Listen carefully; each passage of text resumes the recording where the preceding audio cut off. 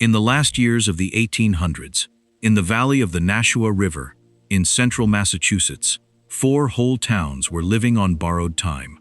Their people knew it.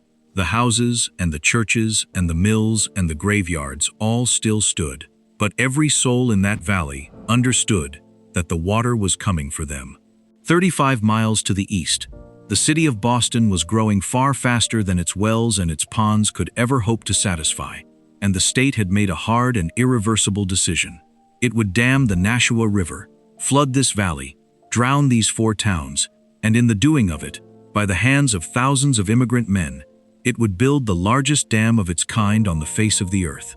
When the work was finished in 1905, more than 4,000 acres of that valley lay under water, and more than 4,000 of the valley's own dead had been dug up out of their graves and carried away to make room for the flood.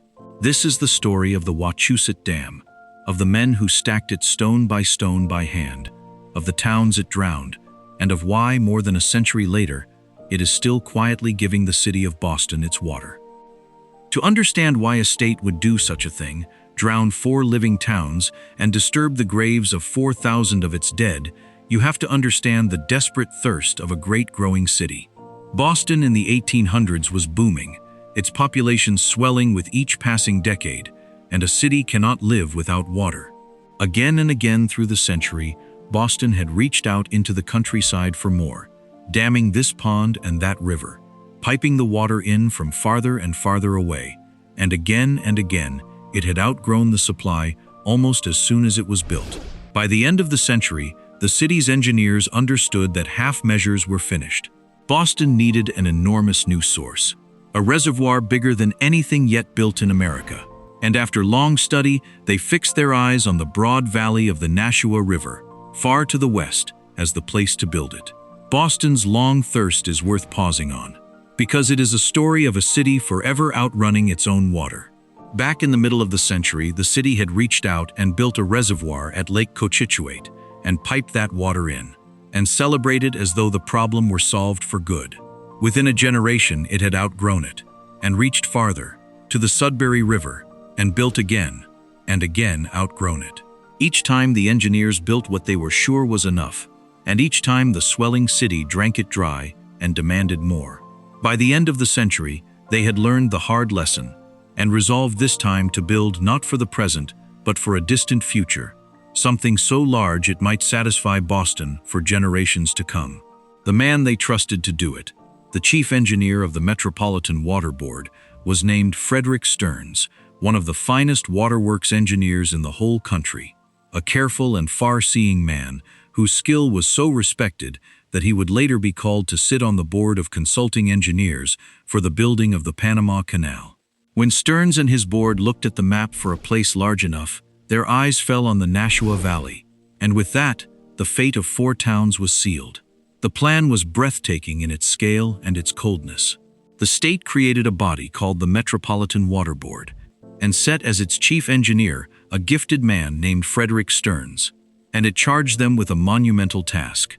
They would throw a great dam across the Nashua River at the town of Clinton. Behind that dam, the river would back up and rise and spread across the whole valley, drowning everything in it, until it formed a vast artificial lake. And from that lake, the water would run downhill, by gravity alone, through a great aqueduct, 35 miles to the east, all the way to the taps of Boston. It was a machine the size of a landscape, and building it meant deliberately erasing a piece of inhabited country from the map. Count the cost of that erasure, because it was not abstract. 4 towns lay in the path of the rising water: Boylston, West Boylston, Clinton, and Sterling. And of these, West Boylston was hit the hardest of all, the very heart of it doomed to vanish beneath the reservoir. The state took the land by force of law, by eminent domain. It bought or condemned the houses and the farms and the shops and the factories, and one by one they were emptied, and their people scattered, some to new towns built on higher ground, some away from the valley forever.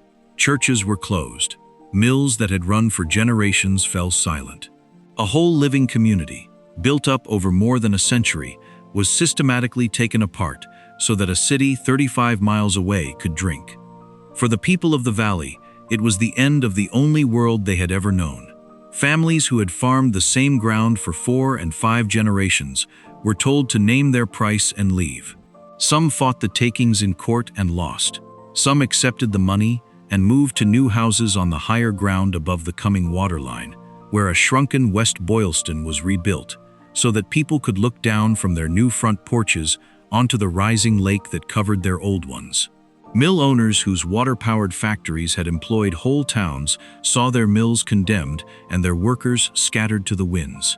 In the last months, the doomed buildings were pulled down or burned, the trees were cut, the cellar holes were left open to the sky, and the beautiful, ordinary lived-in valley was scraped down to a bare brown basin, made ready to be filled. There are photographs of it, of the empty streets and the demolished churches in the last days before the water came, and they are very hard to look at, because you know exactly what is coming for the place in the picture. And then there were the dead. In the path of the water lay the valley's cemeteries, and the water could not be allowed to cover the graves. So in one of the most haunting chapters of the whole undertaking, the dead were evicted along with the living. More than 4,000 bodies had to be dug up out of the ground where they had been laid to rest, out of the local Catholic cemetery alone, and carried away and buried again on higher ground, so that the reservoir could rise over their empty graves. Think of that work, and of the families who had to consent to it, watching their grandparents and their children lifted from the earth and moved to make way for a lake. The valley was not just flooded, it was unmade, root and branch, the living and the dead together. The moving of the dead was its own long and sorrowful labor. Grave by grave, the coffins were carefully dug up out of the valley ground, and where the wooden coffins had rotted away, as after decades many of them had, the remains themselves were gathered up as tenderly as could be managed, and everything was carried to new cemeteries, laid out on higher ground, and buried again and marked again. More than 4,000 of the dead were moved in this way, from a single Catholic burying ground alone, and more from the other cemeteries of the valley. Imagine the families standing by as it was done, watching a grandparent, a wife, a child, lifted up out of the earth where they had been laid to rest, and carried away to a strange new plot, all so that a lake could rise where the old churchyard had stood. It is one of the strangest and most haunting demands a public work has ever made of a people, that they surrender not only their homes, but the very graves of their dead, and the people of the Nashua Valley surrendered them. Now to the dam itself, the great stone wall that would hold all that water back. What the men built at Clinton was a granite gravity dam, and it rose 205 feet from its foundation, a cliff of dressed stone thrown across the river. And the principle behind it is worth understanding, because it is beautifully simple. A gravity dam does not hold back the water with clever bracing or steel or tension. It holds the water back by sheer, brute weight. It is simply so massive, so enormously heavy a mountain of stone, that all the tremendous pressure of the lake behind it cannot push it, cannot slide it, cannot tip it over. The water shoves against it with the weight of a small sea, and the dam just sits there, held in place by nothing but its own colossal mass. To build such a thing, you must assemble, by hand, one of the heaviest single objects human beings have ever made. The stone came out of the ground nearby, torn from quarries opened for the purpose, and every block of it passed through human hands on its way to the wall. Quarrymen drilled and split the granite loose in great rough blocks. Stonecutters dressed and squared them to fit. Teams and derricks lifted and swung and carried them to the growing dam. And masons set each one into its exact place in the rising courses, bedding it in mortar, so that the whole enormous wall would behave as a single solid mass of stone. In cross-section, the dam was a great triangle, thin at the top, where it needed only to hold back the topmost water, and swelling to an immense thickness at its base, where the full pressure of the deep reservoir would bear against it. All of that mass calculated by the engineers, so that the weight of the stone would always, everywhere, be more than enough to resist the shove of the water. Over the top they set a spillway, a broad lip of stone over which the reservoir, when it was full, could pour in a wide sheet without ever overtopping and endangering the dam. It was, in every line of it, an object designed to stand forever, and it was designed to be built by hands. And here is the fact that puts this dam on this channel. When it was completed in 1905, The Wachusett Dam was the largest gravity dam in the world, and the reservoir it created was the largest public water supply reservoir anywhere on Earth. Larger dams and larger reservoirs have of course been built in the century and more since, with all the machinery of the modern age. But there is one title the Wachusett Dam is said to hold to this very day. It is still called the largest dam ever built by hand. If you value the memory of the immigrant workers who stacked the stone of things like this, and who are almost never named, then subscribe to Global Old History, because remembering them is the entire reason this channel exists. Because it was built by hand, in the way of the old world, at the very edge of the machine age. This was not the age of the giant bulldozer and the towering crane. The granite was quarried and cut and dressed by the hands of stonecutters. It was hauled to the growing wall by animal teams and the simple steam derricks of the day, and it was set, block upon massive block, into the rising face of the dam by the muscle and the skill of thousands of laborers, course after course, year after year, until a wall of stone, 200 feet high, stood across the Nashua. Whatever help the steam engines of the time could give, the heart of the work, the cutting and the hauling and the setting of a mountain of granite, was done by men and their hands, and that is why, more than a century later, it is still remembered as the greatest thing of its kind ever raised by hand. Who were those men? They were, in the main, immigrants, thousands of them, drawn to central Massachusetts by the promise of years of steady work, and a great many of them were Italians, part of the vast wave of Italian immigration then washing into America. They came and they built the shanty settlements and the boarding houses around the worksite, and they went down into the quarries and up onto the dam, and they did the hard and dangerous labor that the great project demanded. And they were not always welcomed. The established towns around the work were, to put it plainly, less than thrilled to have thousands of poor immigrant laborers in their midst, and the discrimination was open and real. The town of Clinton, fearing disorder among the workers, went so far as to ban the sale of alcohol entirely for 2 full years. The men who were building the region's most important public work were treated, by the people they were building it for, as a problem to be managed. The world those men lived in, at the edge of the great work, was a rough one. Around the site sprang up the usual settlements of a big construction job of that era, crowded boarding houses and shanties and saloons, thrown together to house and feed a small army of laborers far from their homes. The pay was low, the work was dangerous, and the living was hard. And to the respectable old Yankee towns nearby, the arrival of thousands of poor, Catholic, Italian-speaking immigrants was regarded with real suspicion and real prejudice. They were welcome to break their backs on the dam, but they were not welcome as neighbors, and the line between the two was drawn plainly and cruelly. That a town would ban the sale of alcohol outright for 2 whole years, rather than trust the men building its reservoir, tells you exactly how those men were seen. They were, to the world around them, a supply of hands to be used and a population to be watched and controlled, and little more than that. But those men were not passive, and this is a part of the story worth telling plainly, because it belongs to the history of American labor. The Italian workers on the Wachusett project organized themselves and went on strike, and they won. Through their collective action, they secured a stable, guaranteed wage of $1.50 a day to be paid to them reliably every week, and they won an easing of the rule that had forced them to live crowded at the construction site. It is a small thing, set against the size of the dam, and yet it is not small at all. Immigrant men, looked down upon and unwanted, stood together and insisted on their own dignity and their own fair pay, and they prevailed. The dam they built holds back a sea of water. It should also hold, in our memory, the fact that the men who built it fought for and won a little justice while they did. That kind of solidarity took real courage, in an age when a striking laborer could simply be fired and replaced from the endless stream of new immigrants stepping off the boats, and when the law and the police stood squarely on the side of the employer. For men in that position to stop work, together, and demand better, was to risk the little they had, which was almost nothing, and yet was everything to them. That they did it, and won, is a small bright thread in the larger and harder story of what this dam cost. Because the cost was also counted in bodies.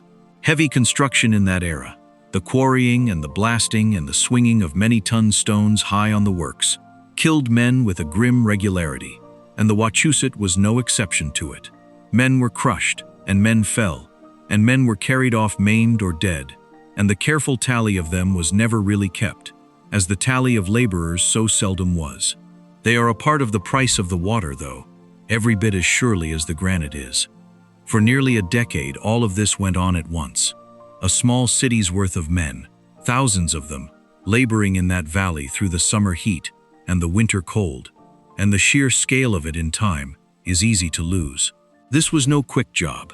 A child born in the valley in the year the first ground was broken would have been most of the way through grammar school by the time the last stone was set on the dam.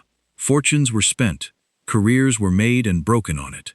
And through all of it, season after season, year upon year, the wall of granite crept steadily upward across the Nashua, block by handset block, until at last the day came when it stood high enough, and the gates could be closed, and the long, slow drowning of the valley could begin. The work was long, and it was hard, and it was dangerous. From 1897 to 1905, for the better part of a decade, the labor went on, the quarrying and the cutting and the hauling and the setting, in the heat of the Massachusetts summers and the deep cold of its winters. Great dams of that era were killing grounds, and men died building this one, crushed by the enormous stones, or fallen from the works, or lost in the ordinary lethal accidents of heavy construction, though the careful count of them, as so often, was never really kept. They gave their strength, and some of them gave their lives, to raise a wall of stone that would water a city most of them would never live in. And a wall alone was not the whole of it, for the water still had to travel 35 miles to reach Boston.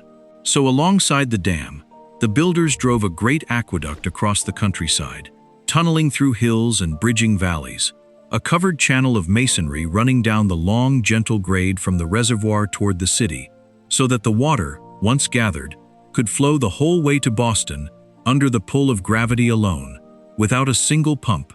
It was a system of extraordinary elegance, all of it running downhill, the whole thirst of a great city answered by the simple, patient force of water seeking its own level.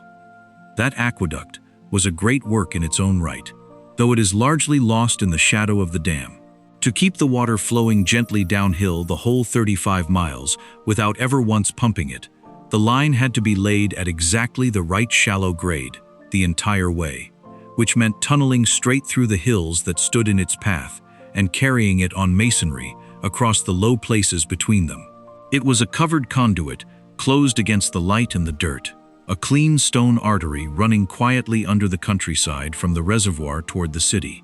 Men dug and lined those tunnels by hand as well. Another small army of laborers working underground, so that the water Boston drank would arrive by the patient pull of gravity alone, exactly as it still does today, more than 100 years on. There is a deep and simple genius in that. A whole city watered by nothing more than the tendency of water to run downhill. When the dam was done and the aqueduct was ready, the gates were closed, and the Nashua River began to back up behind the great stone wall, and the valley began, slowly, to disappear. Through 1905 and after, the water rose, and it kept rising, spreading out across the emptied fields and the abandoned cellar holes and the silent streets, until by around 1908 the reservoir had filled, and the valley of the four towns was gone. There was something eerie in the slowness of it. The water crept a little higher up the bare hillsides with each passing season, swallowing first the low ground and the old riverbed, then the cellar holes, then the lines of the vanished streets, then the higher fields, until at last only the tops of the surrounding hills stood above the surface, as the shores of a new and beautiful lake. And down beneath it, the valley remained, changed but not truly gone. To this day, when the reservoir is drawn low in a dry year, the bones of the old towns reappear along its margins, a stone wall running down into the water, the square outline of a vanished foundation, an old road that leads to the edge and then simply continues on, down, into the reservoir, toward a town that is no longer there. The people of the region have never quite forgotten. The photographs are kept, and the stories are handed down, and the drowned valley lives on in memory even as it lies silent beneath the very water that Boston drinks. Where there had been farms and churches and homes, there was now a vast, still, beautiful sheet of water, 35 miles from Boston, holding the largest supply of drinking water in the world. And it is still down there, in a sense, all of it. On the bottom of the Wachusett Reservoir, beneath the clean, cold water, lie the foundations and the cellar holes and the old roads of the drowned towns. There are places, when the water is low, where an old road runs down the bank and simply vanishes into the reservoir. A road to a town that is no longer there. The descendants of the valley people still remember. There are historical societies and old photographs and family stories of the towns that were given up so that Boston could drink. A whole world lies under that lovely water, and most of the people who admire the view have no idea it is there. But here is the thing, and it is the reason this dam belongs on this channel and not merely in a book of sad stories. It worked, and it is still working. For more than a century now, the Wachusett Reservoir and its great hand-built dam have done exactly the job they were built to do, and they are doing it at this very moment. Together with the even larger Quabbin Reservoir built later to the west, the Wachusett is still a central part of the water supply of metropolitan Boston, still sending clean water flowing east by gravity to the taps of some 2.5 million people. Every time someone in Boston fills a glass of water, there is a fair chance it came sliding down out of that valley in the west, past the stone that immigrant men stacked by hand more than 100 years ago. Stop and let that fact land, because it is easy to skate right past it. This is not a monument in a park, admired and useless. This is a machine, more than a century old, still performing its essential function every single second of every single day, without rest and without fanfare, and almost without repair to the great stone wall itself, because stone, well cut and well set, simply endures.